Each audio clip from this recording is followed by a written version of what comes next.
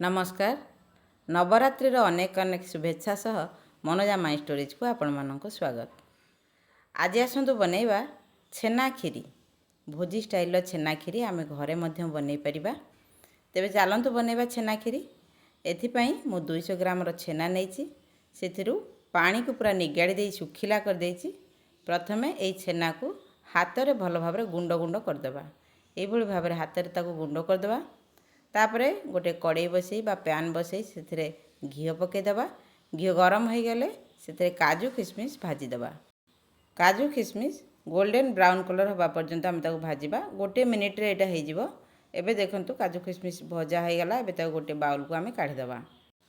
तापरे सेही पैन ने आम क्षीर ढाली देबा। मुझे 1 लिटर क्षीर नहीं। प्रथमे क्षीर को गरम कर देबा। गैस को हाई फ्लेम रे रखी प्रथमे आम क्षीर को गरम करिबा। तेबे 1 लिटर क्षीर पाखापाखि 500 ml हवा पर्यंत आम ताकू फुटेबा। क्षीर फुटी आसिले आम गैस रो फ्लेम को लो कर देबा। देखंतु क्षीर आमर प्राय फुटी आसलानी किंतु कंटिन्यूअसली आम क्षीर को चलेबा पड़िबो कारण तळे लागि गले आ भल लागिवनी। साइड साइड रे लागुथिबा क्षीर सर को एई भली भाबरे ताकू छड़ेकी पुणी क्षीर रे मिसई दोथबा। क्षीर फुटी फुटी अधा हो गले आम से दे देबा मिल्क पाउडर। मुझे 100 ग्राम मिल्क पाउडर नहीं। मुझे 1 लिटर क्षीर नहीं से 100 ग्राम मिल्क पाउडर नहीं।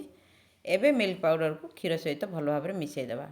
प्रथम एटा मिसबनी टिके मुंडा मुंडा रहिबो किंतु तापर ताको आस्ते आस्ते मिसई देले सेटा मिसी जिवो क्षीर संगरे। तेणु गैस को सब लो फ्लेम रे रखिबा। क्षीर रे अमूल पड़ सारा पर क्षीरटा टे बहलिया हो जिवो। तेणु ताको धीरे धीरे ये भाव में ताको आम मेल्ट करवा आ क्षीर सांगे भल भाव मिसई देवा।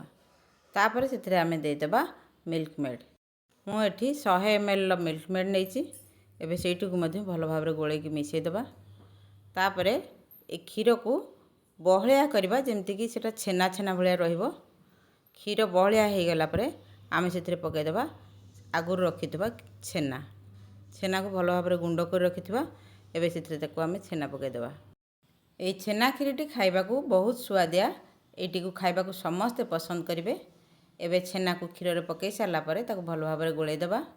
भोजी स्टाइल छेना खीरी आम घरे मध्य प्रस्तुत करि परिबा। एई भली ए छेना खीरी को आम जेकोसी पूजा उपवास रे मध्य बनेकी खाई परिबा।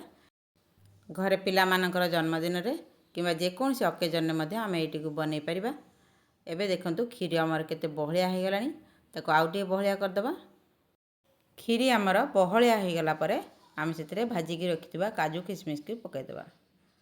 एबे ताकू मध्य भल भाव गोले देबा। खीरी को आउ 2 मिनिट पर्यंत आम ताकू फुटेबा। देखंतु केते बहलिया हो गलानी आ बहुत सुंदर बास्ना मध्य आसुची। एबे आम गैस को ऑफ कर देबा। ठंडा हला पर आम खीरी को सर्व करबा।